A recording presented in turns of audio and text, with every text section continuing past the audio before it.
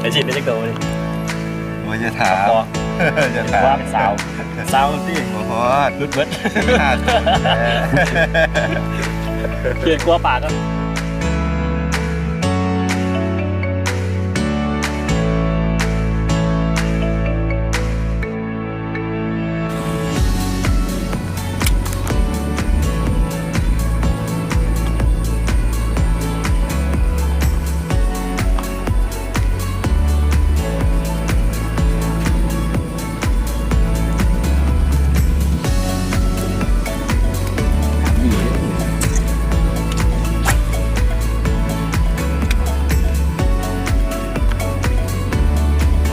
มันเดือนเตียง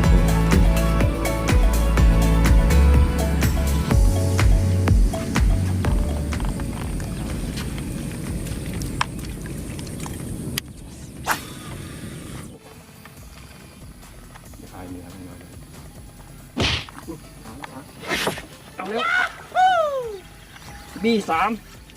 B3ใหม่โอ้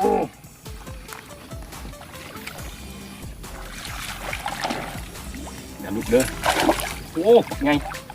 คุณโซ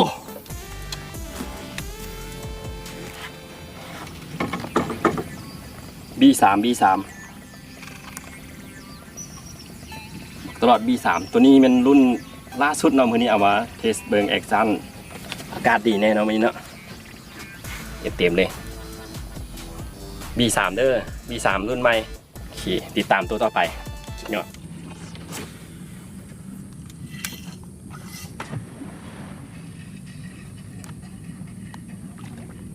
พอดีเลย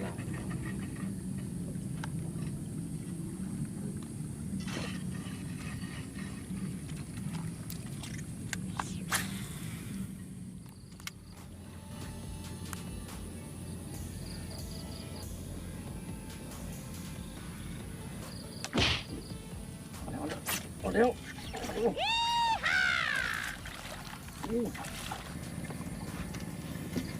มาแล้วมีโต้นี่เลยB3 เต็มเลยนะลงคอทุกตัวเลยB3นะเนี่ยครบอย่างตลอดเขาตึกแล้วมันเสียทรงเขากับปรับเข้าทรงแล้วบ่ต้องย่านมันขาดเนาะอย่างมันเหนียวอยู่แล้วว่าได้3-4 ตัวไปแล้วเนาะโอเคไงเนาะเต็มปากเอ้ยบูเต็มเกือบรุด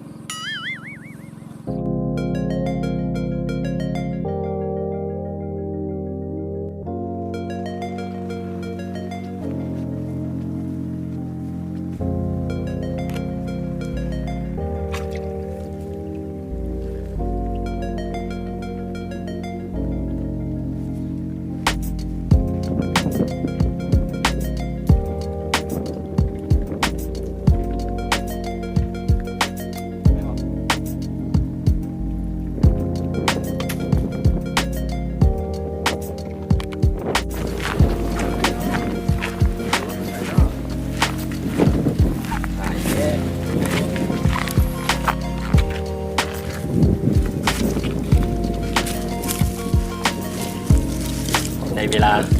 เป็นอาหารสวยเขาแล้วอันนี้จะคือตอนเช้าเลยเนาะด้วนครับเดี๋ยวจะเอาไปเป็นอาหารก่อนเองโอ้จะตายเหรอคอไม่มี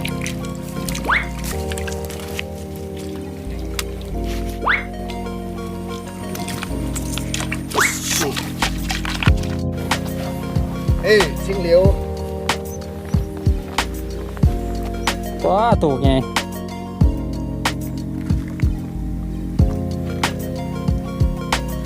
ป้าตาบอด อย่ามาทันเด็ก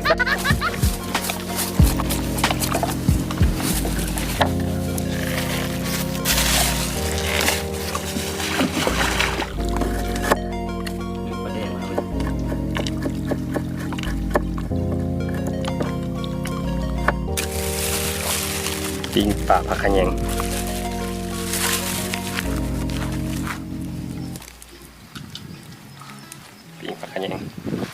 ลาคอผักขะแยง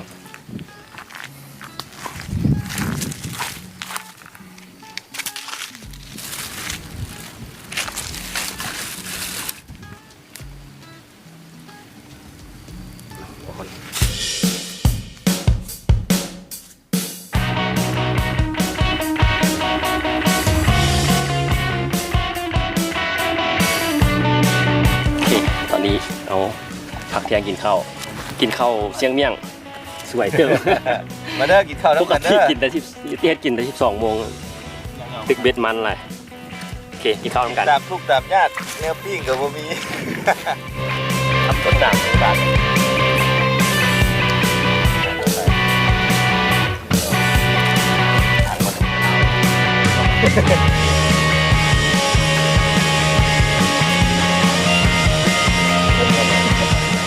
โอเคเดี๋ยวนี้เขาก็กินข้าวไปอีกน้ำสำราญแล้ว อาหารแซ่บหลายยังแต่ไอซินกินหลายกว่าหมู ยังไม่ยิ้มกินแต่เดิน ยังเหลือแต่หัวปากคอเอาไส้มันกิจัดการเลยอันนี้คนกินไส้ไส้ปากคอดอกกินไส้เนี่ยโอ้กดตักเดี๋ยวกินข้าวกินน้ำแล้วเขาก็สิลุยต่อตึกปลานินคันมันมืดๆหน่อยนึงก็คิดเพื่อเอามาบังแดดหน่อยนึงก็สิตึกปากคอมันแดดร้อนแห้งด้วย